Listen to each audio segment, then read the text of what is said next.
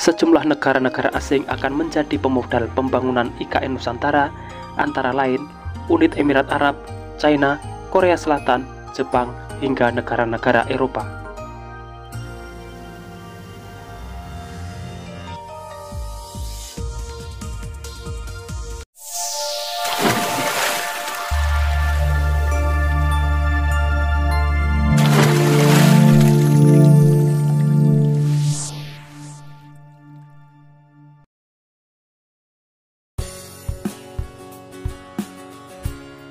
Assalamualaikum semuanya. Pembangunan IKN Nusantara tidak hanya menyerap banyak pekerja dalam pembangunannya, akan tetapi juga menarik banyak investor asing yang berbondong-bondong ingin membiayai pembangunannya. Dan berikut informasi selengkapnya. Seperti biasa, sebelum berlanjut ke pembahasan, dukung selalu channel ini untuk terus berkembang dengan cara subscribe dan nyalakan loncengnya, supaya kalian dapat mengikuti update terbaru pembangunan di Indonesia. Menteri Investasi atau Kepala BKPM Bahlil Lahadalia meminta anggota DPR untuk tidak khawatir mengenai rencana pembangunan Ibu Kota Negara Nusantara di Kalimantan Timur. Bahlil menjamin ada banyak negara ingin menanamkan modal di Ibu Kota Negara baru. Bahlil membeberkan sudah ada sejumlah negara yang akan menjadi pemodal pembangunan IKN Nusantara, antara lain Uni Emirat Arab, China, Korea Selatan, Jepang, hingga negara-negara Eropa.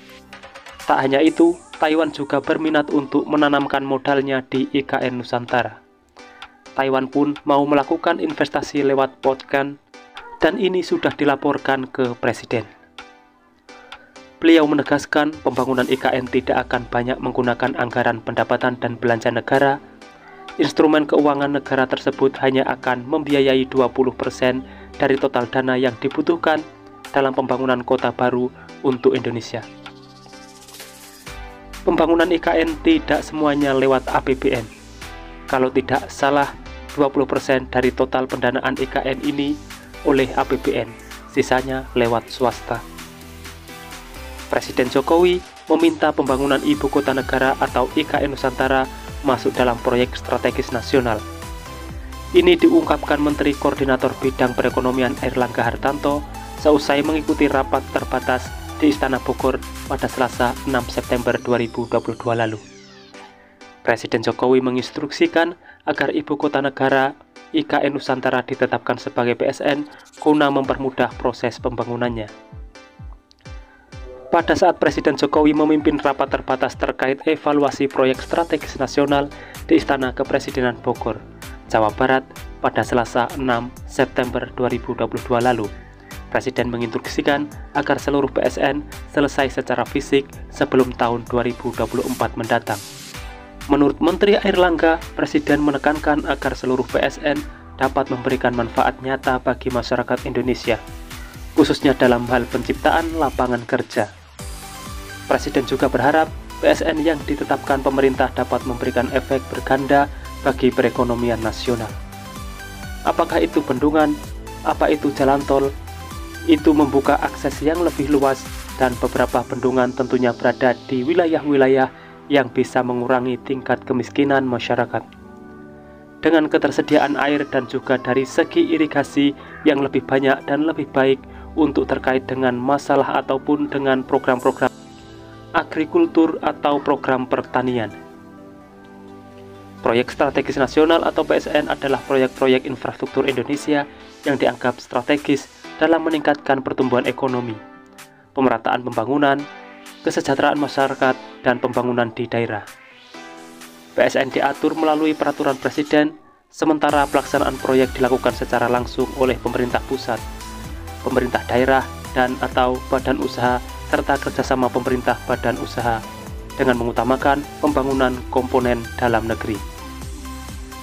Landasan hukum PSN adalah Peraturan Presiden Nomor 3 Tahun 2016 yang berturut-turut diubah dengan Peraturan Presiden Nomor 58 Tahun 2017, Peraturan Presiden Nomor 56 Tahun 2018, dan Peraturan Presiden Nomor 109 Tahun 2020.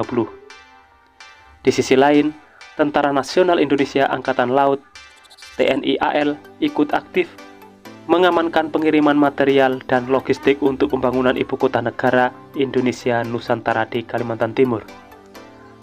Untuk diketahui, lokasi pembangunan IKN berada di sebagian wilayah Kabupaten Penajam Pasir Utara dan Kutai Kartanegara. Pengamanan pengiriman material dan logistik untuk pembangunan IKN Nusantara itu menjadi perhatian utama TNI AL. Semua diungkapkan Komandan Pos TNI Angkatan Laut Penajam Patelu Mes Suharsono. Ia mengatakan pengiriman material dan logistik untuk kebutuhan pembangunan IKN Indonesia baru lebih banyak melalui jalur laut. Komandan Pangkalan TNI AL Balikpapan telah memberikan instruksi untuk melakukan pengamanan terhadap aktivitas kapal pengangkut material dan logistik yang berlayar menuju perairan Penajam Pasir Utara. Pengamanan tersebut untuk memastikan tidak ada kendala terhadap pengiriman material dan logistik hingga masuk ke wilayah IKN Nusantara. Beberapa waktu terakhir, aktivitas kapal yang memuat material berupa batu koral untuk pembangunan IKN Indonesia mulai ramai dan diperkirakan kapal tambat serta bongkar muatnya di wilayah Kecamatan Sepaku.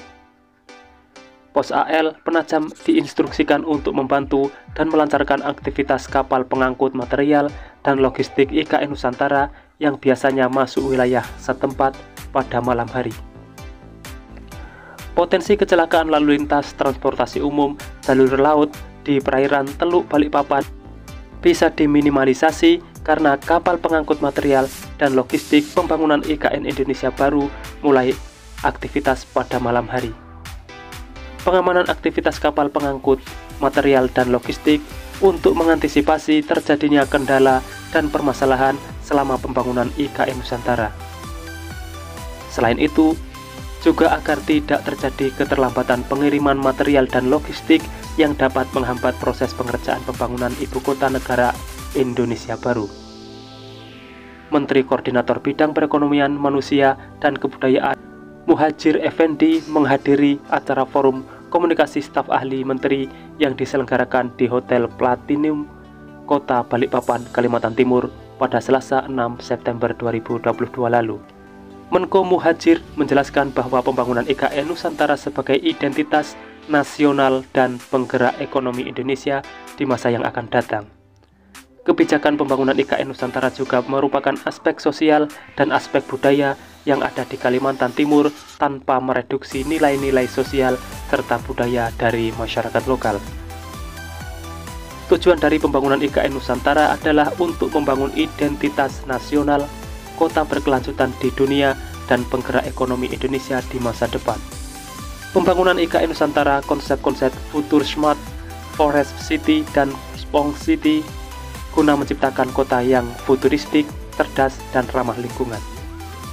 Pemerintah akan terus menjaga kelestarian lingkungan dan budaya lokal yang ada, dengan menjaga keragaman budaya yang ada di wilayah IKN Nusantara. Diharapkan dapat memberikan manfaat positif bagi proses pembangunan dan pengembangan IKN Nusantara ke depan. Menko Muhadjir juga berharap pembangunan IKN Nusantara mampu menciptakan transformasi ekonomi nasional yang inklusif dan berkelanjutan dengan memanfaatkan infrastruktur digital serta menerapkan ekonomi hijau. Untuk itu, pembangunan IKN Nusantara diharapkan mampu menjadi fondasi baru dalam menciptakan transformasi ekonomi nasional yang inklusif dan berkelanjutan melalui modernisasi usaha, peningkatan infrastruktur digital, serta mengimplementasikan green economy dan blue economy di kota IKN ini. Itulah informasi yang bisa saya sampaikan, semoga sedikit banyaknya ada manfaat yang bisa diambil. Dan temukan informasi yang tidak mungkin kalian temukan di tempat lain, karena hanya di sini, informasi yang tidak dibahas akan saya bahas secara lengkap. Jadi pantau terus channel ini untuk mendapatkan jawaban dari apa yang kalian cari. Sudah saatnya saya undur diri dan wassalamualaikum warahmatullahi wabarakatuh. Sampai bertemu di video menarik selanjutnya.